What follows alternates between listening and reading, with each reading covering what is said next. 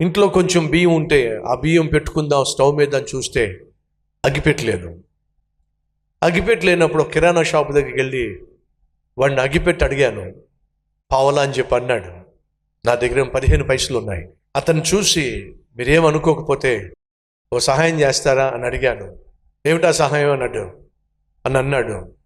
ఈ అగ్గిపెట్టిలో సగం పుల్లలు మాత్రమే నాకు ఇవ్వండి, సగం పుల్లలు మీ దగ్గర ఉంచుకోండి అన్నాను. అదేమిటయ్యా సగం సగం ఏమిటి? నా దగ్గర పావులా లేదు, నా దగ్గర 15 పైసలే ఉన్నాయి. అగ్గిపెట్టిలో కనీసం సగమన్నా ఇస్తే వీళ్ళు కొంచెం వండుకుంటాను అని చెప్పి అడిగారు. అతడు ఆ రోజు దయతలిచి పోనీలే పూర్తిగా అగ్గిపెట్టి పట్టుకెళ్ళాం.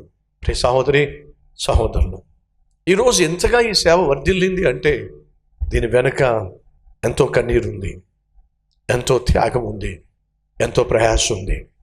ఈరోజు ఒకవేళ మీలో ఎవరైనా ప్రభువుని నమ్ముకున్నందుకు, ప్రభువుని సేవిస్తున్నందుకు ఆర్థికంగా కష్టాల గుండా వెళుతున్నట్లయితే, మానసికంగా కృంగిపోతున్నట్లయితే, ఏ మేలు మీ జీవితంలో చూడలేకపోతున్నట్లయితే దయచేసి ఒకసారి సతీష్ కుమార్ని చూడండి. ఈ సతీష్ కుమార్ని దీవించిన దేవుడే నిన్ను కూడా దీవించడానికి సిద్ధంగా ఉన్నాడు. మర్చిపోకండి.